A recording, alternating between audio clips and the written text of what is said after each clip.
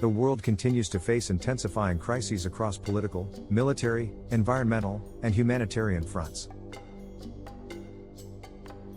From Gaza and Ukraine to Mali, India, and beyond, the past 24 hours reflect a rapidly evolving global order, marred by violence, cyber warfare, climate disasters, and power plays on every continent. Conflict in Gaza deepens as death toll rises. Israeli air and ground offensives across the Gaza Strip have killed at least 82 Palestinians in the last 24 hours, including 9 seeking humanitarian aid, according to Gaza's health ministry.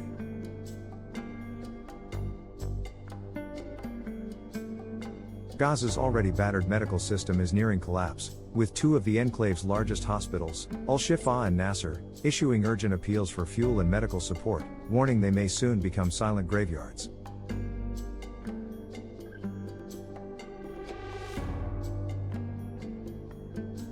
The head of the UN Agency for Palestinian Refugees condemned Israeli plans for the mass displacement of Palestinians towards Rafah, calling them violations of international law.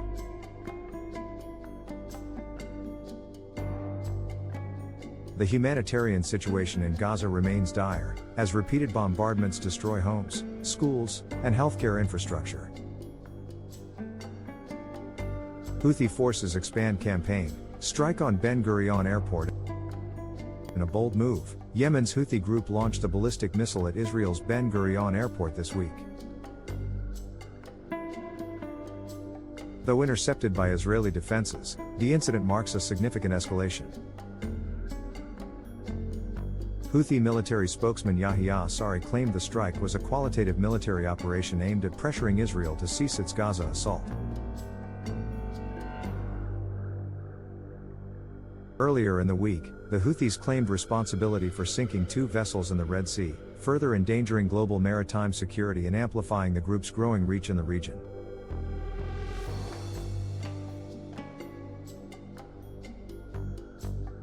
Ukraine. Massive Russian barrage targets Kyiv, Kostiantynivka.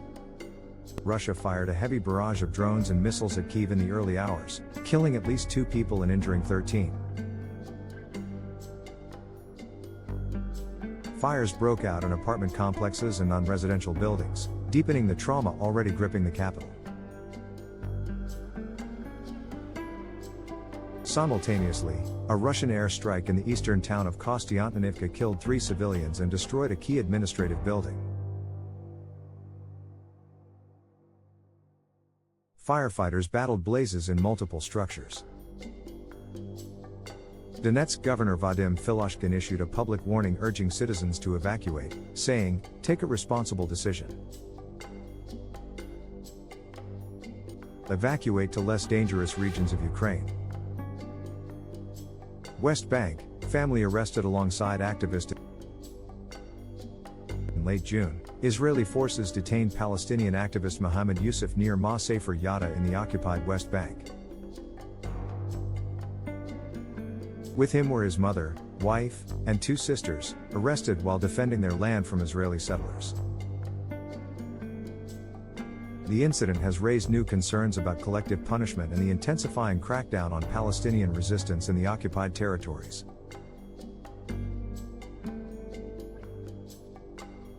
Russia-US hold rare direct talks. In a surprise diplomatic development, Russian Foreign Minister Sergei Lavrov and US Secretary of State Marco Rubio met face-to-face on the sidelines of the ASEAN summit in Kuala Lumpur.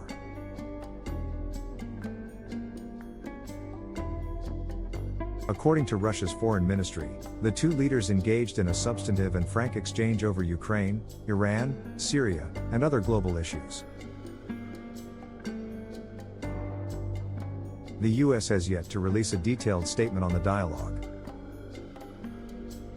Iran warns IAEA on nuclear cooperation. Iranian President Masoud Pezeshkian warned the International Atomic Energy Agency, IAEA, to abandon its double standards if it hopes to restore cooperation with Tehran.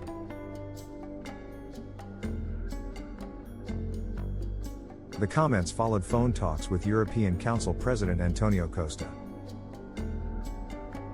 Iran remains angry over IAEA's silence on recent Israeli and U.S. attacks on its nuclear facilities, accusing the agency of bias. Pezeshkian declared that further cooperation hinges on the IAEA correcting its stance. Trust between Iran and the international community continues to erode amid escalating tensions in the Middle East. Armenia-Azerbaijan talks see no breakthrough. After nearly 4 decades of hostilities, Armenian Prime Minister Nikol Pashinyan and Azerbaijani President Ilham Aliyev met in Abu Dhabi for peace talks. While both sides had finalized a draft deal in March, no new agreements were reached during this meeting. Observers remain cautious, noting deep-seated mistrust and regional influences complicate progress. Nigeria, dozens killed in military operations. Nigerian security forces reported killing at least 30 armed men in separate military operations in the northwest and northeast. The actions come amid a rise in banditry and terrorist activities.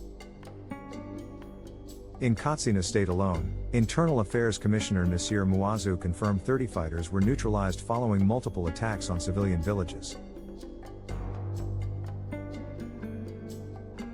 BRICS versus US, economic power struggle grows. At a high-stakes summit in Rio de Janeiro, BRICS leaders escalated their criticism of US trade policies and geopolitical interference.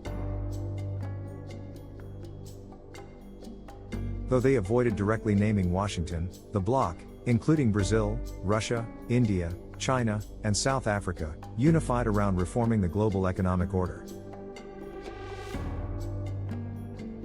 President Trump retaliated swiftly, threatening a 10% tariff on any country aligning with BRICS policies. Analysts say the US-BRICS standoff could become a defining feature of the decade. Meanwhile, a UN special rapporteur called for global corporations to be held accountable for profiting from the ongoing genocide in Gaza, adding another layer to the growing condemnation of Western complicity.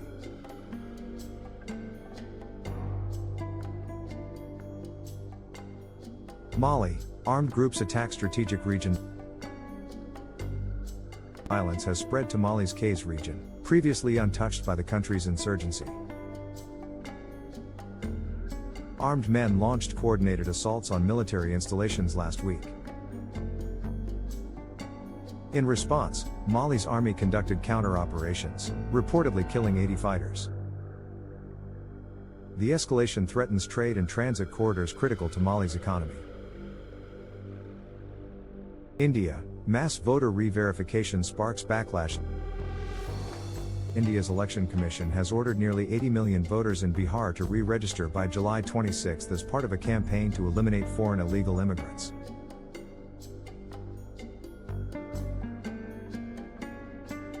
Critics argue the move is discriminatory and could lead to mass disenfranchisement. Human rights groups fear it may mirror the controversial NRC, National Register of Citizens, process seen in Assam. Bangladesh, Sheikh Hasina indicted for crimes against humanity. Former Bangladeshi Prime Minister Sheikh Hasina and 2 senior officials have been formally charged by the International Crimes Tribunal over their alleged role in a deadly crackdown during last year's July uprising.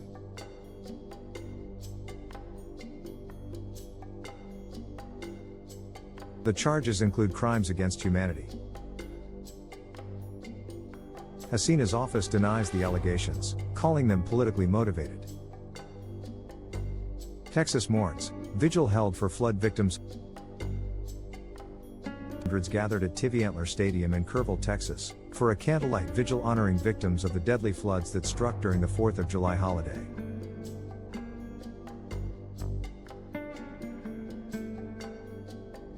Youth Minister Wyatt Wentrusek said, "Our communities were struck with tragedy literally in the darkness." Over 160 remain missing, and the death toll has exceeded 100. UK-France near agreement on channel crossings. The UK and France are close to finalising a new deal to prevent small boat crossings across the English Channel. French President Emmanuel Macron's state visit to London, his first since Brexit, aims to reinforce bilateral cooperation on migration and security. South Korea, former President Yoon arrested again. Former President Yoon Suk-yeol has been arrested for the second time and placed in solitary confinement over his attempt to impose martial law last December.